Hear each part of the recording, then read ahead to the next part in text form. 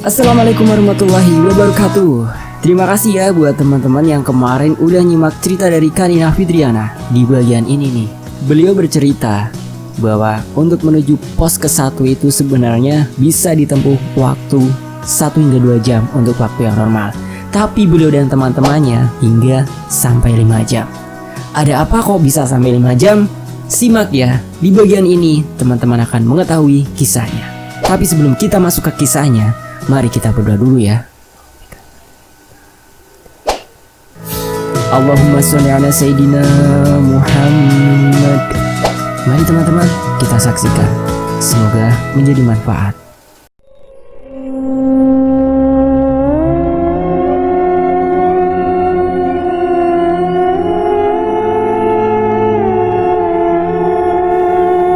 Hari semakin gelap. Hawa dingin mulai menyeruak masuk ke dalam sela-sela jaket kami. Cahaya bulan redup, terhalang ribunya pohon yang seolah-olah mengamati kami sejak awal. Syukurlah, ternyata kami telah sampai di pos 2.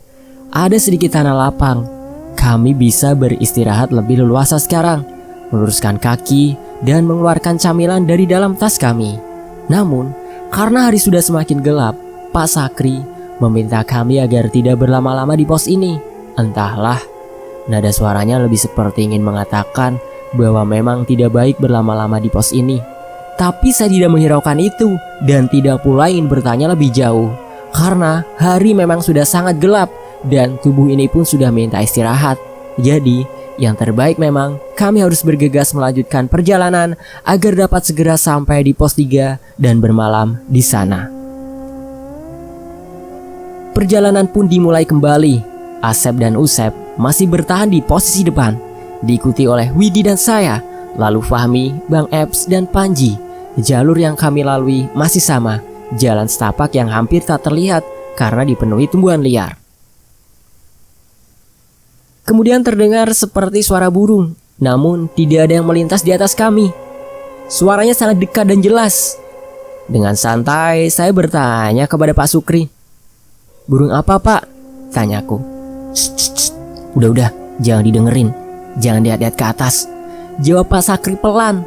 Mendengar jawaban itu justru malah membuat kami semakin penasaran. "Emang apa, Pak?"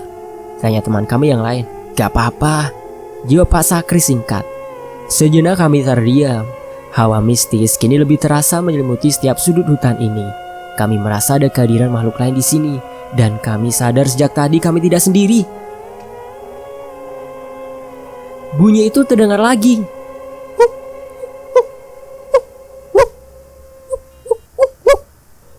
Kali ini Pak Sakri berpindah posisi dari belakang ke depan. Kini tinggal Bang Eps dan Panji berada paling belakang saling bergantian. "Saya pindah ke depan," ujarnya sambil bergegas jalan ke depan. Bang Eps dan Panji sudah pasti beruji nyali di belakang sana. "Kenapa, Pak?" tanyaku. "Gak ada apa-apa," jawabnya. "Sudah, lanjut jalan, jangan berhenti, biar cepat sampai pos 3. Kita bisa cepat bangun tenda di sana, terus tidur," sambung Pak Sakri. Tapi karena kami penasaran dan pastinya sangat ingin tahu ada apa sebenarnya, kami sedikit memaksa Pak Sakri untuk memberitahu suara apa itu. Dengan nada suara yang seolah-olah dibuat agar terdengar biasa, Pak Sakri akhirnya memberitahu kami suara apa itu sebenarnya. "Itu adalah suara kuntilanak lelaki. Biasanya merupakan demi kejadian dari manusia-manusia penganut ilmu hitam," ujarnya. "Hah? Yang bener, Pak?" tanyaku. "Iya, tapi jangan takut. Baca-baca doa aja. A'udzu bikalimatillahi tammati min syarri ma khalaq. Pikiran jangan kosong, insya Allah gak diganggu," jawab Pak Sakri menenangkan. Disinilah saya baru tahu bahwa kuntilanak itu ada laki-laki dan ada juga yang perempuan. Kuntilanak laki-laki katanya lebih jahat daripada yang perempuan. Tapi apapun itu, tetap saja bagi saya mereka menyeramkan.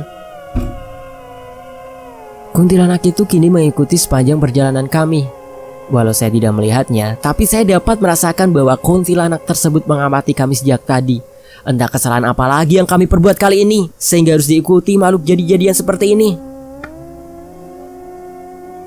Waktu sudah menunjukkan pukul 11 malam. Kami belum juga sampai di pos 3. Perjalanan terasa sangat lambat, padahal kami terhitung jarang sekali berhenti. Semenjak kaki Panji sudah kembali pulih tadi, suara kuntilanak itu timbul dan tenggelam. Tapi pasti ada di sekeliling kami, mengiringi perjalanan kami di sepanjang malam ini. Tiba di sebuah tanah lapang yang tidak begitu besar. Sudah tertancap 2 tenda di sana. Ini pasti pos 3. Akhirnya kami menemui pendaki lain di gunung ini, di mana semenjak awal perjalanan tidak ada satupun pendaki lain berpapasan dengan kami. Alhamdulillah, sampai juga, ucap teman-teman kami seraya meluruskan kaki yang sejak tadi minta berhenti. Tidak terasa hampir 8 jam perjalanan kami hanya dari base camp sampai di pos 3 ini. Jalur yang kami lewati sebenarnya tidak terlalu terjal, tapi tidak pula landai. Hanya saja terlalu penuh semak belukar. 2 tenda yang sudah terpasang milik pendaki lain ini terlihat begitu sepi. Tanda penghuni di dalamnya sudah beristirahat dalam lelap. Namun ada yang ganjil dengan 2 tenda ini. Terdengar suara lantunan ayat suci Al-Quran dari dalam tenda. Mungkin berasal dari salah satu HP milik pendaki di dalamnya. Suara riuh kami mungkin membangunkan salah satu penghuni tenda tersebut. Samar-samar saya mendengar Panji dan rekan lainnya yang sudah sampai lebih dulu berbincang dengan pendaki itu. Ada yang kesurupan tadi, temennya yang perempuan. Jelas Panji seraya berjalan ke arah kami, di mana saya, Fahmi dan Widi baru saja tiba di pos ini. Kapan? Tanyaku. Barusan katanya, sebelum kita datang, jelasnya. Oh, itulah sebabnya mengapa mereka membunyikan lantunan ayat suci Al-Quran dari dalam tenda. Tapi sepengalaman kami, hal itu hanya akan membuat penghuni lain di sini makin marah karena mereka terasa ditantang dan diusik keberadaannya. Tak lama, kami bergegas mencari lahan bagian datar yang kira-kira dapat kami jadikan tempat bermalam. Namun karena terlalu sempit dan hanya menyisakan tanah kosong sedikit yang posisinya agak miring, terpaksa kami membangun tenda di sana. Setelah 2 tenda terpasang rapi, Pak Sakri yang sejak tadi berdiri di samping tempat kami mendirikan tenda mengamati ke arah pohon tepat dari mana arah kami datang tadi. Masih ada ya Pak? Tanya Panji. Panji dan Bang Eps terlihat bolak-balik berkerumun mendekati Pak Sakri. Itu tuh di pohon itu, lagi liatin ke sini. Jawab Pak Sakri santai sambil meniupkan asap rokoknya.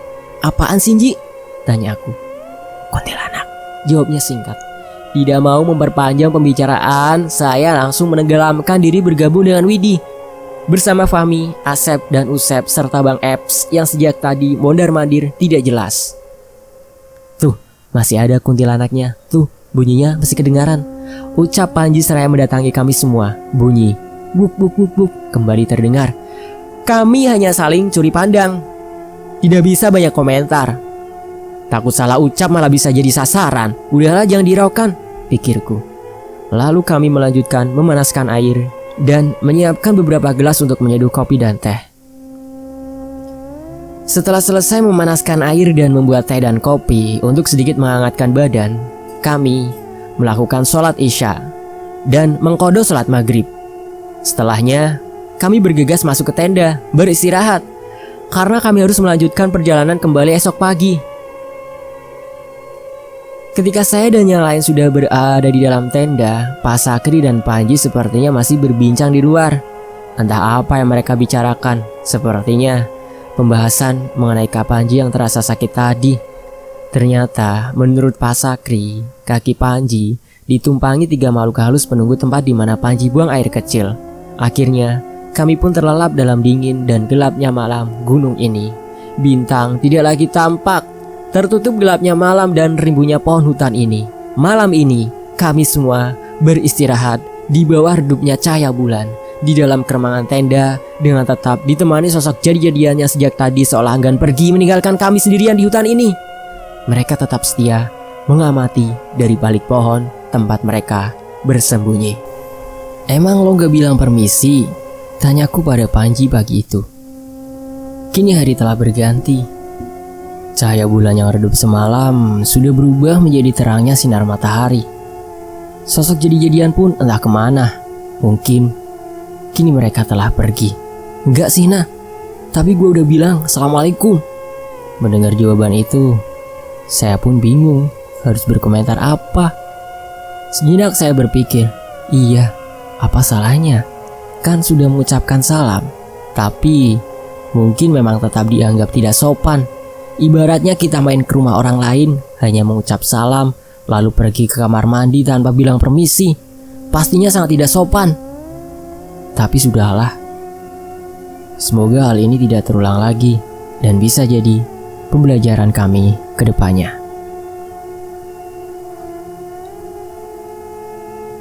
Setelah sarapan dan memastikan perbekalan air yang cukup, kami mulai berkemas untuk melanjutkan perjalanan. Pendaki lain yang semalam bersama kami sudah lebih dulu melanjutkan pendakian mereka. Oke, siap ya, berdoa dulu. Semoga disehatkan, diselamatkan perjalanan kita di pendakian kali ini. Kita bisa kembali ke rumah masing-masing dalam keadaan sehat walafiat, tanpa kekurangan suatu apapun. Berdoa dimulai.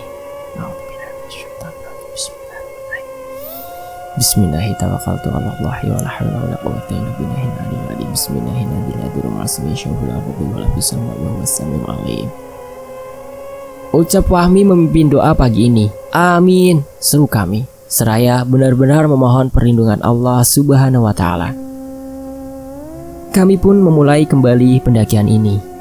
Kali ini jalurnya sedikit berbeda. Kami tidak lagi melewati hutan belantara dengan pohon-pohon besar yang menjulang tinggi dan akar-akar yang saling berkait di ujungnya. Jalur yang kami lewati sekarang sedikit menurun, landai, namun tidak lama menanjak kembali. Tidak ada yang aneh dalam perjalanan kami pagi ini. Cuaca cerah, matahari bersinar dengan indahnya, menembus celah-celah daun yang kini sudah tidak terlalu rapat. Ya, sepertinya kami telah lepas dari hutan rimba. Kini jalur yang kami lewati sudah terlihat normal, seperti jalur pendakian pada umumnya. Pendakian dari pos 3 ke pos 4 berjalan lancar. Begitupun sampai pos 5. Sesekali kami menjumpai kelompok pendaki lain. Tidak banyak memang, tidak sesering seperti pendakian-pendakian kami sebelumnya, yang setiap saat pasti saja berpapasan dengan pendaki lain. Bahkan bisa juga sampai terjadi kemacetan. Entah kenapa, kami baru bertemu dengan mereka selepas dari pos 3 ini. Sedangkan dari base camp sampai pos 3, tidak ada satupun pendaki lain yang kami temui, kecuali di tempat kami bermalam. Singkat cerita, ternyata jalur dari pos 3 sampai atas merupakan titik pertemuan dari beberapa jalur lain. Saya lupa pastinya jalur apa saja itu. Yang pasti para pendaki lain itu berasal dari sana. Pak Sakri, yang semula dijadwalkan hanya akan menemani kami sampai pos 2, tentu saja tidak kami izinkan pulang. Mengingat kejadian-kejadian yang kami alami, kami sudah pasti membutuhkan beliau untuk menemani kami kembali sampai kami turun dari gunung ini. Tibalah kami di pos bayangan, sebuah tanah datar yang tidak terlalu luas. Ada beberapa pohon yang dapat kita gunakan untuk bersandar. Pos bayangan ini adalah pos sebelum kami benar-benar sampai di pos terakhir jalur ini, yaitu pos 5. Ketika kami sampai, ada beberapa pendaki lain yang juga sedang beristirahat di sana. Seperti sudah saling mengerti, ketika kami datang dan memberi salam, mereka bergegas bersiap melanjutkan pendakian mereka. Mungkin mereka paham bahwa tempat ini terlalu sempit jika dihuni kami semua secara bersamaan. Jika dirasa cukup waktu mereka beristirahat, maka mereka akan memberikan kesempatan pada pendaki lain untuk bergantian. Kami langsung mengambil posisi masing-masing. Ada yang bersandar di pohon, ada yang bersandar di carrier tanpa melepasnya. Seru kami hampir kompak sambil meregangkan otot-otot punggung dan kaki yang pastinya sudah bekerja paling keras sejak awal pendakian ini. Makanan-makanan kecil pun kami keluarkan. Madu berbentuk stik agar mudah dihisap, dan sedikit coklat dan roti untuk mengganjal perut kami yang mulai keroncongan. Seandainya kami punya cukup waktu, ingin rasanya mengeluarkan nesting dan memasak mie instan. Tapi sudahlah, pos 5 yang merupakan pos terakhir jalur ini sepertinya sudah tidak jauh lagi. Lagi pula, hari sudah mulai sore. Langit terlihat agak mendung, sepertinya akan turun hujan. Lebih baik bergegas agar kami segera sampai di atas sebelum hujan benar-benar turun. Setelah istirahat dirasa cukup dan tak lupa meneguk sedikit air untuk melepas dahaga, kami melanjutkan perjalanan ini. Baru saja memulai perjalanan, Panji tiba-tiba saja tersungkur. Tapi kali ini bukan karena makhluk gaib atau sejenisnya. Sepertinya Panji memang kelelahan. "Hayati lelah bang," ucapnya seraya bangkit dari jatuhnya. Gelak tawa pecah seketika. Bukan karena kami tak simpati, tapi emang jatuhnya lucu sekali. Fahmi dan Bang Eps membantunya berdiri. Karena bobot tubuh Panji yang besar membuat mereka harus mengeluarkan tenaga ekstra untuk menariknya. Akhirnya, sekitar pukul 3 sore, kami sampai di pos terakhir. Kami akan bermalam di sini untuk selanjutnya menaiki puncak esok pagi. Sudah ada 2 tenda di sana. Tenda pendaki lain yang pastinya sudah lebih dahulu sampai di tempat ini. Tidak pakai istirahat, kami langsung berbagi tugas. Ada yang mendirikan tenda, ada yang menyiapkan bahan makanan untuk kami makan sore ini. Setelah tenda terpasang, nesting dikeluarkan, bahan masakan disiapkan. Kami pun mulai memasak. Sayur sop yang sudah dibersihkan dari rumah dibungkus rapi dengan plastik pembungkus sehingga masih sangat segar ketika dimasak untuk kami makan. Telur balado, ikan asin, dan bakwan menjadi hidangan kami sore ini. Lezat. Apalagi dinikmati di ketinggian setelah aktivitas yang sangat menguras tenaga. Kalau ada yang tanya, kenapa tidak ada mie instan? Tentu saja ada. Tapi itu pilihan terakhir jika kami kehabisan bahan makanan dan hanya memiliki sedikit waktu untuk memasak. Kadang kami berprinsip pemenuhan gizi saat pendakian itu jauh lebih penting. Walaupun makan mie instan hangat di ketinggian yang dingin ini tentu saja sangat nikmat. Saya, Widi, dan Bang Eps kebagian memasak sore ini. Yang lain menggunakan waktu istirahatnya sambil menikmati indahnya pemandangan dari atas sini. Fahmi dan Usaib berfoto-foto di goa yang berada tidak jauh dari tenda kami. Pak Sakri tentu saja sedang menikmati me time-nya dengan bersandar sambil ditemani rokok favoritnya. Tidak terasa, waktu menunjukkan pukul 5 sore. Makanan pun sudah terhidang dan siap disantap. Seperti biasa, dalam hitungan menit, makanan sudah raib tak tersisa. Tangan-tangan lapar bagi anaconda bergerak cepat, siap memaksa musuhnya langsung masuk ke dalam perut mereka. Alhamdulillahirabbil alamin, kenyang. Kata yang pastinya terucap dari mulut kami semua. Momen makan bersama ini merupakan salah satu saat yang paling nikmat ketika kita melakukan pendakian. Sesi makan pun usai. Kini waktunya kami bersiap untuk melaksanakan sholat maghrib. Teman-teman jangan lupa sholat ya. Udah sholat belum? Oke lanjut. Cuaca yang semula mendung kini tambah kembali normal. Langit mulai memerah. Matahari hampir kembali ke peraduannya. Sambil menunggu waktu maghrib tiba, Fahmi menunjukkan hasil foto-foto yang diambilnya bersama Usep tadi. Tidak ada yang tampak aneh di awal. Sampai suatu foto yang sedikit mencuri perhatian kami.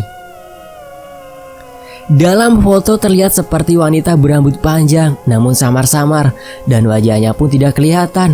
Padahal foto itu diambil Fahmi di dalam goa yang tentu saja tidak ada siapa-siapa di sana. Tidak mau memperpanjang situasi mengingat kami masih berada di gunung ini, akhirnya kami memutuskan untuk mengabaikan foto itu. Waktu maghrib pun tiba. Kami masuk ke tenda bersiap-siap menunaikan sholat.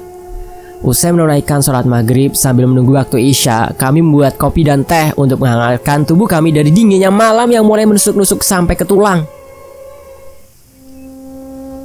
Setelah menunaikan sholat isya dan membersihkan diri dari sisa-sisa keringat hari ini, kami mencoba menikmati indahnya malam ini. Langit mulai gelap, bintang mulai menampakkan kecantikannya. Namun keindahan itu tidak bisa lama kami nikmati. Angin dingin yang menembus jaket tebal kami memaksa kami untuk segera mencari kehangatan di dalam tenda. Widi tiba-tiba saja berbisik, "Pak, kayaknya gua dapet dah," ucapnya. "Hah? Serius? Coba cek," jawabku. Kami bergegas ke dalam tenda. "Bener, Mbok." Tek, hati ini mencelos ketika melihat wajah Widi. Hatinya pasti kacau karena artinya ia tidak dapat ikut mendaki puncak besok pagi.